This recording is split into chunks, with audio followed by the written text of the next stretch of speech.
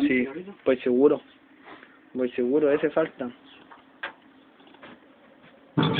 Este mismo. Ya. Vámonos la bola, ¿no? La resistencia. Sí, hay un cigarrito. Alborraza. ¡Ya, buena! La la la la la la la la la la la la la la la la la. Seguramente, flotamente, viviendo sueños ingratos para la gente, son arrebato barato para toda la sociedad. Y miren de pie a cabeza mi gran capacidad, sigo por el camino y no me fío, solo confío en lo que hago, me sube el ego y desde luego que todo se hace por el amor al arte.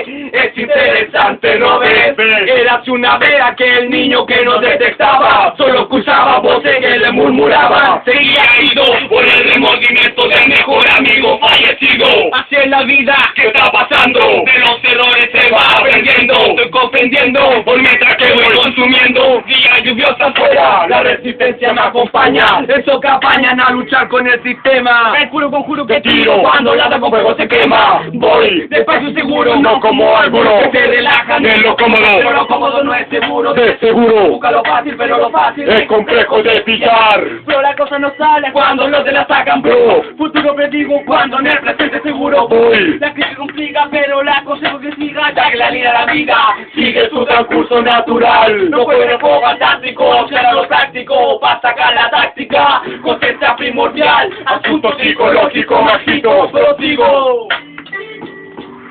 Aquella persona que sabe lo que hace, no es con dedicación, pase lo que pase, es culpa de una crítica que su mente se equivoque, aquello hace que su persistencia en él provoque, son muchas las cosas de las que hay que depender, solo me mantiene parado el saber el porqué, son muchas cosas de las que hay que depender, solo me mantiene parado el saber el porqué. Un papel, Yo dependo, pretendo seguir en esto hasta que mi voz se acabe. Encontrar la cura, Esa es la clave. aunque no crea que esté Lo que ocurra, tener la garra, gritar más fuerte que estando en una barra. y sacar a Flote toda la experiencia, a conciencia, como siempre te lo dice Cano Rata y la novena resistencia.